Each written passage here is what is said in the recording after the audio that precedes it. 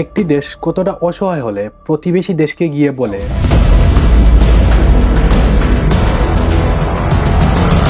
তোমরা আমাদের দেশকে তোমাদের দেশের একটি অঙ্গরাজ্য বানিয়ে নাও।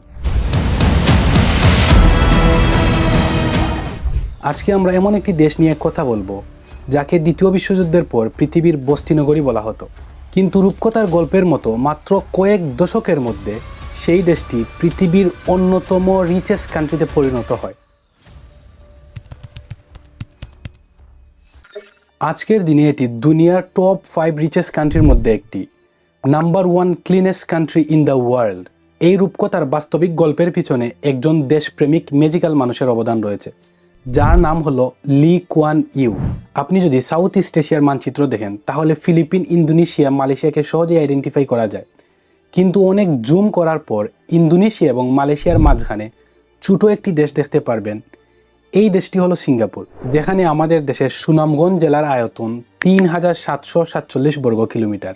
সেখানে পুরো সিঙ্গাপুর দেশটির আয়তন মাত্র 735 বর্গ কিলোমিটার। এই ছোট জায়গাটির মধ্যে 61 লক্ষ মানুষ বাস করে। আমাদের দেশ এত ঘনবসতিপূর্ণ হওয়ার পরেও আমাদের দেশের প্রতি বর্গ কিলোমিটারে 1200 থেকে 1300 জন মানুষ বাস করে। অন্যদিকে সিঙ্গাপুরের প্রতি বর্গ কিলোমিটারে প্রায় 8200 জন মানুষ বাস করে, যা আমাদের দেশের থেকে 6 গুণ বেশি ঘনবসতিপূর্ণ এবং ওভারঅল পুরো পৃথিবীর তৃতীয় বৃহত্তম ঘনবসতিপূর্ণ দেশ। এথনিসিটির দিক দিয়েও এটি অনেক বৈচিত্র্যময়। এখানে চাইনিজদের সংখ্যা 74.5%, মালয় 13.5% এবং 9% ইন্ডিয়ানদের মধ্যে তামিল, ওয়েস্ট বেঙ্গল এবং পাঞ্জাবি এথনিক মানুষের সংখ্যা বেশি। বাকি 3% অন্যান্য দেশের মানুষ বাস করে। কিন্তু সিঙ্গাপুর মূলত ওরাং লাউট নামের একদল উপজাতির আদি বাসভূমি ছিল, যারা হাজার বছর থেকে সিঙ্গাপুরে বাস করে আসছে। তারাই মূলত native Singaporean. Throughout the history এই অঞ্চলটি অনেকে দখল করে শাসন করেছিল। প্রথমে এখানে একজন ইন্দোনেশিয়ান মহারাজার দখল ছিল। পরবর্তীতে পর্যায়ক্রমে Portuguese, Dutch, east India company উপনিবেশ করেছে। সর্বশেষ 1819 সালে দি ব্রিটিশ ইস্ট ইন্ডিয়া কোম্পানির একজন উচ্চপদস্থ কর্মকর্তা থমাস রাফেলস সিঙ্গাপুর কিনে নিয়েছিলেন সুলতান অফ জোহরের কাছ থেকে। থমাস রাফেল এই স্থানটিকে একটি ফ্রি পোর্ট বানিয়ে নেন, অর্থাৎ যেই জাহাজ এই রাস্তা দিয়ে পারাপার করবে তাদেরকে কোনো ফি দিতে হবে না। 1869 সালে সুইস ক্যানেল খুলে দেওয়া হয়। এর ফলে বাণিজ্যিক জাহাজগুলো আর আফ্রিকা হয়ে না গিয়ে সুইস ক্যানেল দিয়ে যেতে পারত এবং সিঙ্গাপুরকে রিফিউলিং স্টেশন হিসেবে ব্যবহার করতে পারত। ব্রিটিশরা তখন ভারতবর্ষের স্থানীয় লোকদের দিয়ে নীল চাষের পাশাপাশি আফিম উৎপাদন করাতো এবং সেই আফিম সিঙ্গাপুরে এনে প্রসেস করত। সেই ফ্যাক্টরিগুলোতে অধিকাংশ চাইনিজ ওয়ার্কার ছিল।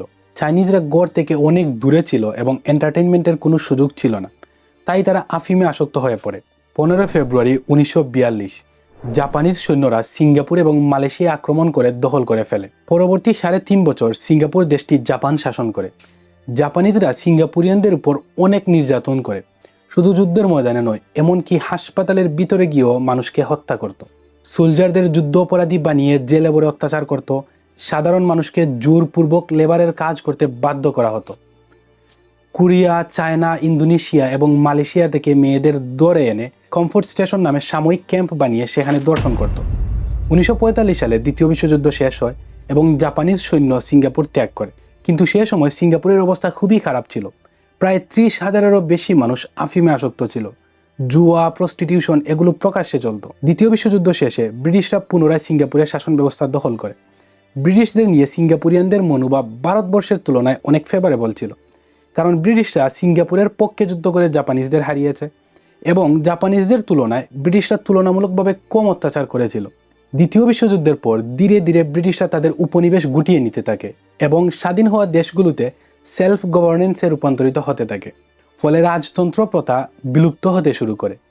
মূলত এ কারণে দ্বিতীয় বিশ্বযুদ্ধের পরবর্তী সময়কে গণতন্ত্রের প্রারম্ভিক ধাপ হিসাবে বিবেচনা করা হয়। 1948 সালে সিঙ্গাপুরে প্রথম ইলেকশন হয় এবং সেই বছর তাদের সংবিধান বানানো হয়। পরবর্তীতে 2বার সংবিধান সংশোধন করা হয় এবং 11 বছর পর 1959 সালে ফুল স্কেলে ইলেকশন হয় এবং সেই নির্বাচনে সবচেয়ে জনপ্রিয় রাজনৈতিক দল ছিল পিপল অ্যাকশন পার্টি, যার সেক্রেটারি জেনারেল ছিলেন লি Kuan you. Li Kuan you এই নামটি মনে রাখবেন, পুরো ভিডিও জুড়ে তাকে নিয়ে অনেক আলোচনা হবে। 1959 সালের নির্বাচনে পিপল অ্যাকশন পার্টি বিপুল ভোটে জিতে যায় এবং লি কুয়ান ইউ প্রথম প্রাইম মিনিস্টার নির্বাচিত হন। শুরু থেকে লি কুয়ান ইউ এর চিন্তা ছিল সিঙ্গাপুরকে মালয়েশিয়ার সাথে মার্জ করে একটি রাষ্ট্রে পরিণত করা, কারণ সিঙ্গাপুরের পক্ষে একা সার্ভাইভ করা সম্ভব হবে না। 1963 সালে অনেক শর্ত সাপেক্ষে সিঙ্গাপুর মালয়েশিয়ার সাথে মার্জ হয়ে যায় এবং 1964 সালে মালয়েশিয়ার জাতীয় নির্বাচনে লি কুয়ান ইউ প্রতিদ্বন্দ্বিতা করতে চেয়েছিলেন, কিন্তু মালয়েশিয়ার সরকার তা মানতে খুবই নারাজ ছিল। এছাড়া সিঙ্গাপুরিয়ানদের সাথে সামাজিক এবং জাতিগতভাবে অনেক বৈষম্য করা হতো। সিঙ্গাপুরের জনগণও এই মার্জিং সম্পর্কে শুরু থেকেই খুশি ছিল না, কারণ দুদেশের মধ্যে একটি এগ্রিমেন্ট হয়েছিল যেখানে সিঙ্গাপুর তাদের মোট আয়ের 40% মালয়েশিয়াকে দিতে হবে, কিন্তু সিঙ্গাপুরের টোটাল পপুলেশন ছিল মাত্র 17%, অর্থাৎ জনসংখ্যার থেকে 23% বেশি প্রফিট মালয়েশিয়াকে দিতে হবে। এছাড়া মালয়েশিয়ার সংবিধানে মালয় নাগরিকদের বিশেষ সুবিধা দেওয়া হতো, চাইনিজ এবং অন্যান্য এথনিক গ্রুপের সাথে অনেক বৈষম্য করা হতো। এর ফলে 1964 সালে কমিউনাল দাঙ্গা সংগঠিত হয় এবং 1965 সালে সিঙ্গাপুর আবার আলাদা হয়ে যায়। শুরু হয় দ্য রিপাবলিক অফ সিঙ্গাপুর রাষ্ট্রের। 1966 সালে ব্রিটিশ সামরিক বাহিনী পুরোপুরিভাবে সিঙ্গাপুর ছেড়ে চলে যেতে চায়, কিন্তু লি কুয়ান ইউ ব্রিটিশ সরকারের কাছে অনুরোধ করেন তারা যেন আরও 4 বছর সিঙ্গাপুরে থেকে যায়। এই সময়ের ভিতরে তারা দেশকে একটু গুছিয়ে নিতে পারবে এবং ব্রিটিশরা এই প্রস্তাবে রাজিও হয়েছিল। শুরুতে আশেপাশের দেশের সাথে শান্তি প্রতিষ্ঠার জন্য লি কুয়ান ইউ প্রতিষ্ঠা করেন association of south east Asian nation, যা সংক্ষেপে এশিয়ান গ্রুপ নামে পরিচিত। এই গ্রুপে যুক্ত হয় ইন্দোনেশিয়া, মালয়েশিয়া, ফিলিপাইন, সিঙ্গাপুর এবং থাইল্যান্ড। তাদের উদ্দেশ্য ছিল এডুকেশন, ইকোনমি এবং টেকনোলজিতে পারস্পরিক সৌহার্দ্যপূর্ণ সম্পর্ক প্রতিষ্ঠা করা। তারপর তিনি হাত দেন কান্ট্রি রিবিল্ড করার জন্য গুরুত্বপূর্ণ ধাপগুলোতে। প্রথম ধাপ ছিল তরুণ সমাজকে দেশপ্রেমে উদ্বুদ্ধ করা। পার্লামেন্টে আইন পাশ করা হয় প্রত্যেক ছেলেকে 16.5 বছর বয়সে ন্যাশনাল সার্ভিসের জন্য রেজিস্টার করতে হবে এবং 1.5 বছরের বাধ্যতামূলক মিলিটারি ট্রেনিং নিতে হবে। সেই সাথে 18 বছর বয়সের পরে কিছুদিনের জন্য হলেও তাকে আর্মিতে জয়েন করে বাধ্যতামূলক সার্ভিস দিতে হবে। এর মূল কারণ ছিল তরুণদের মধ্যে দেশপ্রেম জাগ্রত করা এবং প্রতিবেশী দেশ কখনো যদি তাদের দেশে আক্রমণ করতে আসে তাহলে তারা যেন নিজেদের সক্ষমতা দিয়ে তা প্রতিহত করতে পারে। Step number 2, multiracial nation. শুধুমাত্র সংবিধানে সেকুলারিজম লিখে পুরো একটি দেশের মধ্যে সমতা প্রতিষ্ঠা করা যায় না। মানুষের মধ্যে সমতা প্রতিষ্ঠা করার জন্য প্রয়োজন বাস্তবমুখী এবং প্রায়োগিক আইন ব্যবস্থা। এর জন্য সরকার প্রণয়ন করে এথনিক ইন্টিগ্রেশন পলিসি। এটি একটি অসাধারণ মুভ ছিল জনগণের মধ্যে সম্প্রীতি প্রতিষ্ঠা করার জন্য। 1990 সালে maintenance of religious harmony act pass হয়। সেই সাথে গঠন করা হয় presidential council for religious harmony. সেখানে ভিন্ন ভিন্ন ধর্মের ধর্মযাজক বা প্রতিনিধিদের নেওয়া হয় এবং তাদের কাজ ছিল দেশের ভিতরে ধর্মীয় সম্প্রীতি ঠিক আছে কিনা তা নিশ্চিত করা। প্রত্যেক বছর 21 জুলাই রেশিয়াল হারমোনি ডে পালন করা হয়। সেদিন শিক্ষার্থীরা অন্য ধর্মের পোশাক পরে নিজেকে প্রেজেন্ট করে, অর্থাৎ একজন হিন্দু স্টুডেন্ট খ্রিস্টান সেজে আসবে এবং একজন খ্রিস্টান স্টুডেন্টও হিন্দু সেজে আসবে। স্কুল থেকেই শেখানো হয় ধর্মীয় সম্প্রীতি এবং অন্য ধর্মের প্রতি শ্রদ্ধাশীল হওয়ার গুরুত্ব। এগুলো ছোট ছোট স্টেপ কিন্তু অনেক এফেক্টিভ। এগুলো বাচ্চাদের ছোটকাল থেকে অন্য ধর্মের প্রতি শ্রদ্ধাশীল মনোভাব তৈরি করতে অনেক বেশি সাহায্য করে। Step number 3, cleanliness. একটি নোংরা দেশ কখনো একটি উন্নত রাষ্ট্র হতে পারে না। দেশকে উন্নত করতে হলে দেশকে পরিষ্কার পরিচ্ছন্ন রাখতে হবে। লি কুয়ান ইউ এর ভাষ্যমতে cleanliness is the hallmark of modern civilization. দেশকে পরিষ্কার রাখার জন্য সে কিপ সিঙ্গাপুর ক্লিন নামে একটি ক্যাম্পেইন লঞ্চ করে, অর্থাৎ আপনার বাসস্থান এবং আপনার আশেপাশের পরিবেশ বাধ্যতামূলকভাবে পরিষ্কার রাখতে হবে। পাবলিক ওয়েস্ট কালেক্টরকে ন্যাশনাল এনভায়রনমেন্ট এজেন্সির মাধ্যমে পরিচালনা করা হয় এবং প্রত্যেক বাড়ির সামনে রিসাইক্লিংয়ের জন্য ব্লু কালারের বিন লাগানো হয়। 1992 সালে চুইংগাম ব্যান করা হয়। সেই সাথে পাবলিক প্লেসে যদি কেউ তুতু বা ময়লা আবর্জনা ফেলে অথবা সিগারেট খায় তাহলে প্রথম অপরাধের জন্য 1000, দ্বিতীয় অপরাধের জন্য 2000 এবং তৃতীয় অপরাধের জন্য 5000 টাকা পর্যন্ত ফাইন করা হয়। দেশকে পরিষ্কার পরিচ্ছন্ন রাখার পথে একটি বড় বাধা ছিল স্লাম কলোনি এবং গৃহহীন মানুষদের নিয়ে। চতুর্দিকে রাস্তার পাশে কলোনি বানিয়ে হাজার হাজার লোক বাস করত। তাদেরকে সরকারি ভবন বানিয়ে সেখানে রিলোকেট করা হয়। এজ অফ 2026 85% মানুষ ফ্রি পাবলিক হাউজিংয়ে বাস করে, যা সরকার দ্বারা দেশের জনগণকে ফ্রিতে প্রোভাইড করা হয়। তারপর আরবান প্ল্যানিংয়ের উপর ফোকাস করা হয়। রাস্তার পাশে যারা ব্যানে করে জিনিসপত্র বিক্রি করে তারা একটি দেশের ইনফর্মাল ইকোনমির অনেক বড় একটি অংশ। কিন্তু শহরের রাস্তাঘাট ময়লা আবর্জনায় ভরিয়ে তুলতে এবং শহরের বিউটিফিকেশন ধ্বংস করার জন্য এগুলো সবচেয়ে বেশি ভূমিকা রাখে। তাই রাস্তার পাশের 4900 হকারকে রিলোকেট করা হয় ফুড মার্কেটে। সেখানে স্ট্রিট ফুডের জন্য আলাদা মার্কেট বানানো হয় এবং সবজি বিক্রেতাদের জন্য আলাদা করে সবজি বাজার তৈরি করে দেওয়া হয়। Step number 4, modern health care facility. একটি দেশকে উন্নত হওয়ার জন্য শুধু পরিবেশ সুন্দর করলেই হয় না, সেই সাথে হেলথ কেয়ার সার্ভিসও উন্নত করতে হয়। সিঙ্গাপুরের প্রাইভেট এবং পাবলিক উভয় ক্ষেত্রে হেলথ কেয়ার ফেসিলিটি তুলনামূলকভাবে অনেক সস্তা।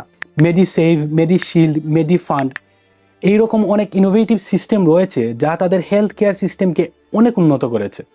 এছাড়াও যাতায়াত ব্যবস্থার উন্নতি করা অনেক জরুরি ছিল, কিন্তু তাদের দেশের জনসংখ্যার ঘনত্ব এত বেশি যে সেখানে যদি অনেক বেশি রোড বানানো হয় তাহলে অনেক জায়গা ওয়েস্ট হবে, যার ফলে প্রাইভেট কার ওন করাকে ডিসকারেজ করা এবং পাবলিক ট্রান্সপোর্ট ব্যবহারে জনগণকে উৎসাহিত করা অনেক জরুরি ছিল।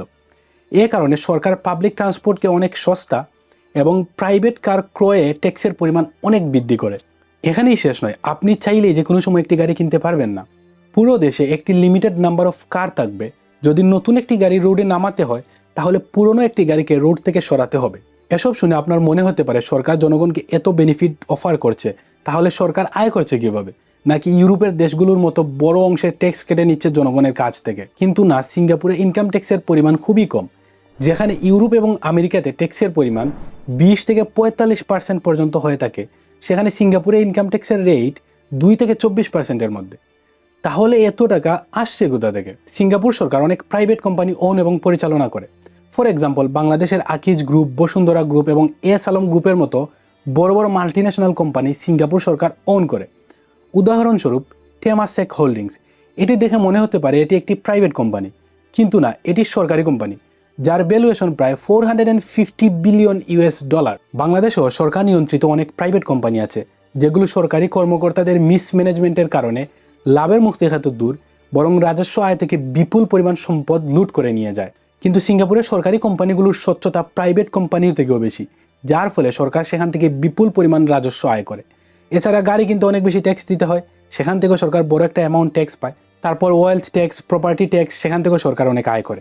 সব কিছু মিলিয়ে দেখা যায় প্রত্যেক বছর সরকার ফাইন্যান্সিয়াল সারপ্লাসের মধ্যে থাকে, অর্থাৎ বিভিন্ন সেবা খাত এবং উন্নয়ন প্রকল্পে যে পরিমাণ টাকা ব্যয় হয় এর থেকে বেশি টাকা সরকার ওভারঅল আয় করে। আরেকটা বিষয় একটি দেশের উন্নয়নে অনেক বড় ভূমিকা রাখে, তা হলো সেই দেশের মানুষের স্পেন্ডিং এবং সেভিং অ্যাটিটিউড। যদি দেশের মানুষ অনেক বেশি বুক বিলাসে লিপ্ত থাকে তাহলে তারা ব্যক্তি জীবনে উন্নতি করতে পারে না এবং এর ফলস্বরূপ রাষ্ট্রকেও ভোগান্তি পোহাতে হয়। তাই দেশের জনগণের সেভিং হ্যাবিট তৈরি করা এবং তাদের সার্বিক উন্নয়নের জন্য তৈরি করা হয় সেন্ট্রাল প্রভিডেন্ট ফান্ড। 2025 সালের একটি স্ট্যাটিস্টিক অনুযায়ী প্রায় 45 লক্ষ মানুষ এই ফান্ডের আওতায় এসেছে, যা সিঙ্গাপুরকে পৃথিবীর টপ 3 সেভিং কান্ট্রির মধ্যে অন্তর্ভুক্ত করেছে। সিঙ্গাপুরের কাছে ন্যাচারাল রিসোর্স নেই বললেই চলে যেখান থেকে সরকার আয় করবে, কিন্তু অনেক দেশ আছে যেখানে প্রচুর পরিমাণে প্রাকৃতিক সম্পদ আছে, কিন্তু তারা উন্নত দেশ হওয়া তো দূর, আত্মনির্ভরশীল পর্যন্ত হতে পারছে না। এর অন্যতম কারণ হলো দুর্নীতি।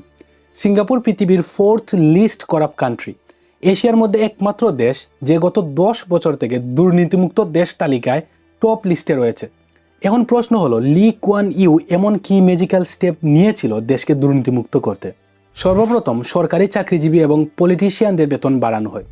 সিঙ্গাপুরে একজন সরকারি কর্মকর্তার বেতন ইউরোপ আমেরিকায় একই পজিশনে থাকা গভর্নমেন্ট এমপ্লয়ির থেকে অনেক বেশি। সিঙ্গাপুরের বর্তমান প্রাইম মিনিস্টার লি সেন লুন, সে মূলত লি কুয়ান ইউ এর ছেলে। তার বাৎসরিক বেতন পৃথিবীতে যত প্রাইম মিনিস্টার আছে সবার থেকে বেশি। যেখানে আমেরিকার প্রাইম মিনিস্টারের বেতন $4 লক্ষ, সেখানে তার বেতন $16 লক্ষ। সরকারি এমপ্লয়ি এবং পলিটিশিয়ানদের এত বেশি বেতন দেওয়ার কারণ হলো তারা যেন এই বেতন দিয়ে তাদের জীবন সুন্দরভাবে অতিবাহিত করতে পারে এবং দুর্নীতি করতে উৎসাহিত না হয়। এত সুযোগ সুবিধা দেওয়ার পরও যদি কোনো মিনিস্টার বা সরকারি কর্মকর্তা দুর্নীতির সাথে যুক্ত হয় তাহলে তার বিরুদ্ধে কঠিন শাস্তির ব্যবস্থা করা হয়। ঘুষ খাওয়ার জন্য $1 লক্ষ জরিমানা এবং 5 বছরের জেল পর্যন্ত হতে পারে। 1960 সালে Lee Kuan Yew prevention of corruption act প্রণয়ন করেন এবং গঠন করা হয় করাপশন প্র্যাকটিস ইনভেস্টিগেশন ব্যুরো বা সিপিআইভি। এই সংস্থাটি আমাদের দেশের দুর্নীতি দমন কমিশন বা দুদকের অনুরূপ একটি সংস্থা, কিন্তু তাদের কার্যকলাপের মধ্যে আকাশ পাতাল ব্যবধান। সিপিআইভিকে পুরো ফ্রিডম দেওয়া হয় এবং তাদের কাজে সরকার কোনো হস্তক্ষেপ করতে পারবে না এই বিলও পাশ করা হয়, অর্থাৎ তাদেরকে পুরো অপারেশনাল অ্যাটোনমি দেওয়া হয়। তারা চাইলে প্রাইম মিনিস্টারের অফিসে বিনা অনুমতিতে প্রবেশ করতে পারে। সিঙ্গাপুর ছোট এবং ঘনবসতিপূর্ণ একটি দেশ, যার ফলে দেশের মানুষের স্বাস্থ্য ঝুঁকির সম্ভাবনা বেশি। দেশের মানুষ সুস্থ এবং নিরাপদভাবে বেঁচে থাকার জন্য পরিবেশের ভারসাম্য রক্ষা এবং পর্যাপ্ত পরিমাণে গাছপালা থাকা জরুরি। 1972 সালে সিঙ্গাপুর সরকার national tree plantation day initiative গ্রহণ করে। এই দিনে প্রত্যেক পরিবার থেকে অন্তত একজনকে বৃক্ষরোপণ করতে হবে এবং এই উদ্যোগটি এতটাই সফল হয় যে মাত্র 10 বছরের মধ্যে সিঙ্গাপুরের জনসংখ্যার থেকেও বেশি বৃক্ষরোপণ করা হয় এবং একই সময়ের মধ্যে তাদের দেশের সবগুলো নদীও পরিষ্কার করে ফেলা হয়। বর্তমানে পৃথিবীর সবচেয়ে নান্দনিক ইনডোর গার্ডেনগুলো সিঙ্গাপুরে রয়েছে এবং তাদের এয়ারপোর্ট পৃথিবীর সুন্দরতম এয়ারপোর্টগুলোর মধ্যে একটি। লি কুয়ান ইউ শুরুর দিকে টেক্সটাইল এবং পেট্রোকেমিক্যাল ইন্ডাস্ট্রির দিকে মনোযোগ দিয়েছিলেন, কিন্তু পরে তিনি রিয়েলাইজ করেন এই দুই খাতে উন্নতি করলেও পরিশেষে তাদের দেশ একটি লো কস্ট ফ্যাক্টরিতে পরিণত হবে। উদাহরণস্বরূপ বাংলাদেশের কথা চিন্তা করেন। বাংলাদেশ পৃথিবীর অন্যতম টেক্সটাইল সাপ্লায়ার কান্ট্রি, কিন্তু বাংলাদেশ একটি দরিদ্র দেশ। অনেকে এখানে বিরোধ করবে যে বাংলাদেশ একটি মধ্যম আয়ের দেশ। হ্যাঁ, মধ্যম আয়ের দেশ শুধুমাত্র কাগজে কলমে, কিন্তু বাস্তবে আসলে আমাদের দেশ একটি দরিদ্র দেশ। সো সিঙ্গাপুর যেন পৃথিবীর একটি লো কস্ট ফ্যাক্টরিতে পরিণত না হয়, তাই লি কুয়ান ইউ একটি বিশেষ পরিকল্পনা হাতে নিলেন। দেশের জনগণ যেন টেকনিক্যাল স্কিল শিখে এবং যথেষ্ট ইন্টার্নশিপের সুযোগ পায়, সেই লক্ষ্যে কোম্পানির মালিকদের জন্য ম্যান্ডেটরি করে দেওয়া হয় প্রত্যেক কর্মচারীকে স্কিল লার্নিংয়ের জন্য মান্থলি একটা নির্দিষ্ট ইনসেন্টিভস দিতে হবে এবং সেই অর্থ সরাসরি স্কিল ডেভেলপমেন্ট ফান্ডে জমা হবে, যেখান থেকে সেই অর্থ বিভিন্ন স্কিল লার্নিং কাজে ব্যবহার করা হবে। এই উদ্যোগ এতটাই কার্যকরী হয় যে 1990 সাল আসতে আসতে সিঙ্গাপুর গ্লোবাল টেকনোলজি সাপ্লাই চেইনের একটি গুরুত্বপূর্ণ অংশ হয়ে ওঠে। যেমন biotech engineering, aerospace, pharmaceutical, petrochemical, semiconductor, অর্থাৎ দেশের জনগণকে এমন গুরুত্বপূর্ণ স্কিল শেখানো হয় যাতে তাদের দেশের জনগণ এই ধরনের হাইলি ইনফ্লুয়েন্সিয়াল কাজ করতে পারে। এতে করে তাদের ন্যাচারাল রিসোর্সের উপর তেমন একটা নির্ভর করতে হয় না। লি কুয়ান ইউ একটি বঙ্গুর হতদরিদ্র দেশকে উচ্চতার শিখরে নিয়ে গেলেও নিজেকে দেশ গড়ার কারিগর বা মহানায়ক হিসেবে বিন্দু পরিমাণও জাহির করেননি। তার ফোকাস সবসময় ছিল কাজের মধ্যে, দেশ এবং দেশের মানুষের উন্নয়নের জন্য। আজকের দিনেও সিঙ্গাপুরের লি কুয়ান ইউ এর কোনো স্ট্যাচু বা মনুমেন্ট দেখতে পারবেন না। লি কুয়ান ইউ চাইলে নিজেকে সুপার হিরো দেখাতে পারতেন, মানুষকে অন্ধভক্ত বানাতে পারতেন, কিন্তু তিনি তা না করে শুধুমাত্র একটি বিষয়কে সবচেয়ে বেশি গুরুত্ব দিয়েছিলেন, তা হলো দেশের উন্নয়ন এবং দেশের মানুষের প্রতি নিজের দায়িত্ববোধ। কিন্তু কিছু মানুষ তাকে ডিক্টেটর মনে করে। যদি এইরকম ডিক্টেটর আমরাও পেতাম, যে নিজের জীবনের সবটুকু বিসর্জন দিয়ে শুধু দেশের উন্নয়নের কথা চিন্তা করবে, দেশের মানুষের কথা চিন্তা করবে, তাহলে আমাদের দেশও পৃথিবীর অন্যতম একটি উন্নত রাষ্ট্রে পরিণত হতো। যারা এই পর্যন্ত ভিডিওটি দেখেছেন তাদের প্রতি অনেক অনেক কৃতজ্ঞতা। দেখা হবে অন্য কোনো ভিডিওতে। সেই পর্যন্ত ভালো থাকবেন। ধন্যবাদ সবাইকে।